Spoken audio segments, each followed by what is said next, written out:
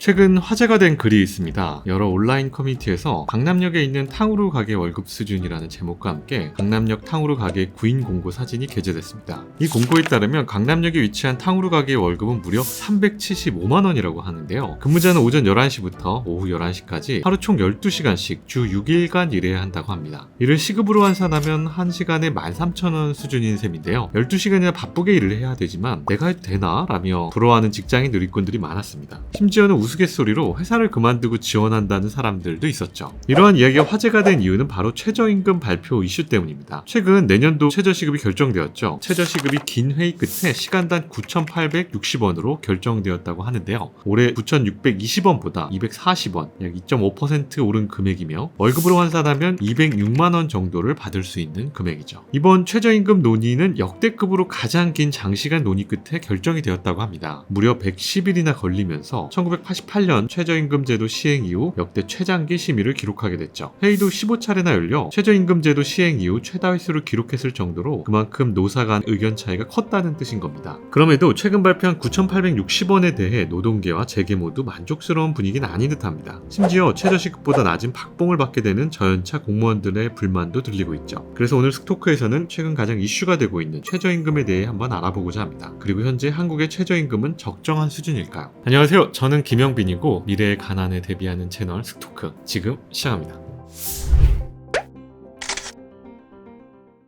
이번 최저임금은 논의가 시작될 당시부터 시간당 10,000원을 넘을지 아닐지가 최대의 관심사였죠. 그러나 치열한 노사 간의 공방 속에서 결국 10,000원을 넘지 못하고 근접한 수준에서 정해지게 되었습니다. 알바천국이 최근 2024년도 최저시급 만족도에 대한 설문 결과에 따르면 아르바이트생의 52.6%가 최저임금 인상에 만족하지 못한다고 응답했습니다. 고용주들 역시 74.8%가 인상 결과에 불만족한다고 답했죠. 사실 피고용주 입장에서는 해당 인상액이 적다고 느껴질 수도 있습니다.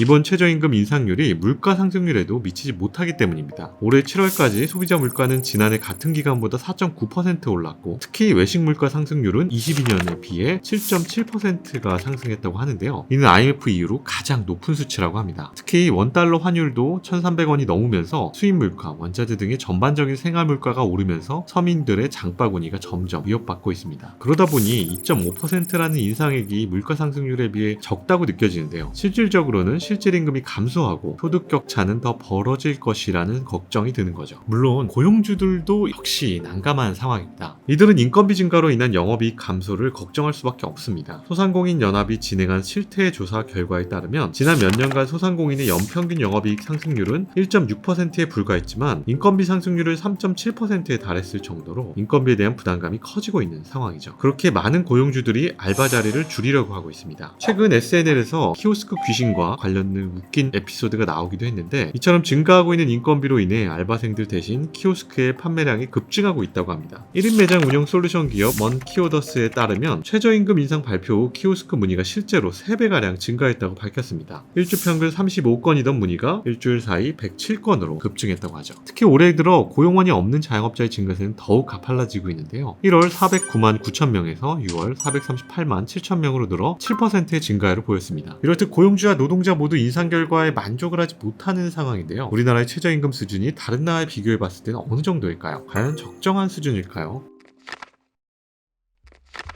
지난해 OECD 국가들의 통계를 한번 비교해봤는데요. 한국은 최저임금 비율이 30개국 중에서 8번째로 높았습니다. 프랑스, 독일, 일본 등보다 오히려 높은데요. 중위임금은 근로자들의 임금 순으로 줄을 세웠을 때 가운데에 있는 근로자의 임금을 말합니다. 중위임금 대비 비율이 높다는 건 해당 국가 근로자들이 받는 임금의 중간값과 비교할 때 최저임금 수준이 높다는 뜻인 거죠. 절대금액 역시 아시아 최고 수준인 일본과 비슷할 만큼 높아졌습니다. 일본은 올해 평균 최저임금을 시급 1,002엔으로 정했습니다. 현재 적용되고 있는 평균 최저임금 961엔보다 41엔 높은 것으로서 인상률은 4.3%인데요. 41엔 인상은 일본 역대 인상폭 중 가장 큰 인상이라고 합니다. 엔저 영향으로 현재 환율을 적용하면 하나로는 약 9,188원이라고 하죠. 한국의 올해 최저임금보다는 432원, 내년 최저임금인 9,860원보다는 672원이 적은 겁니다. 이제는 일본이 한국보다 최저임금이 낮은 시대가 온 거죠. 한국의 지방 편의점주가 아르바이트생을 쓸 때 일본에서 최저 최저임금이 가장 높은 도쿄보다 돈을 더 줘야 하는 상황이 되는 겁니다. 자, 일본은 저성장 국가라서 비교가 적절치 않다고 생각하실 수도 있는데요. 그렇다면 미국은 과연 어떨까요? 미국의 현재 연방 최저임금은 시간당 7.25달러, 하나로는 약 9,600원입니다. 그런데 팁을 받는 근로자의 연방 최저임금은 그보다 훨씬 낮은 시간당 2.13달러, 약 2,800원에 불과합니다. 그러다 보니 최근엔 팁플레이션이라는 현상도 나오고 있습니다. 소셜미디어를 통해서 키오스크를 이용하고 별도의 서비스를 받지 않았음에도 팁을 내야 하는 상황이 이슈가 되고 있는데요. 팬데믹 이후 서비스 업종의 인력난과 인플레이션으로 각종 비용이 뛰는 상황에서 임금을 올려줄 여력이 없는 점주들이 만들어낸 희한한 풍경인 거죠. 기존 고용주가 줄 임금 상당 부분을 손님들의 팁으로 메워왔기에 이제 거의 모든 서비스 업종에서 더 과하게 요구하기 시작하는 거죠. 심지어 드라이브스루나 스무디 만드는 기계, 자동 세차장에서도 팁을 원하고 있는 상황입니다. 그렇다 보니 인건비 부담이 되는 고용주, 팁이 전통이라고 생각하는 사람들과 원하지도 않는 팁을 내는 소비자, 변동성이 큰 팁을 받는 대신 낮은 최저임금을 받는 노동자 사이에 팁 문화를 두고서는 미국에서도 현재 여러 의견 차이를 보이고 있습니다. 그러나 결국 한국과 한번 비교해 본다면 우리나라의 최저임금 수준이 미국과 비교했을 때도 결코 적지 않은 수준임을 알 수 있죠. 따라서 우리는 이러한 해외의 사례를 봤을 때도 이번 임금 상승 수준이 선진국에 비해 낮지도 그렇다고 엄청 높지도 않은 수준임을 알 수 있습니다. 물론 일본과 미국에 비해서는 높은 금액으로 인하여 여전히 최저임금에 대한 의견은 첨예하게 갈리고 있는 상황입니다.